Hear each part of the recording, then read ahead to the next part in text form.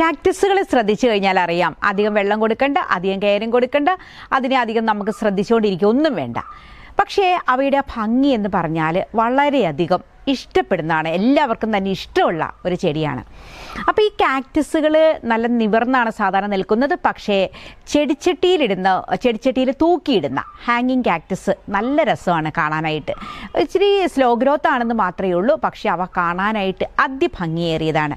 അപ്പോൾ ഇവിടെയുള്ള ഈ ഹാങ്ങിങ് കാക്ടസിനെ ഒന്ന് കണ്ടോളൂ. അധികം മെയിൻ്റനൻസ് വേണ്ടാത്ത ഈ കാക്ടസുകൾ എന്നാൽ നമ്മുടെ വീടിനെ, നമ്മുടെ മുറ്റത്തിനെയൊക്കെ വളരെയധികം അലങ്കരിക്കുന്ന ഒരു ചെടിയാണ്.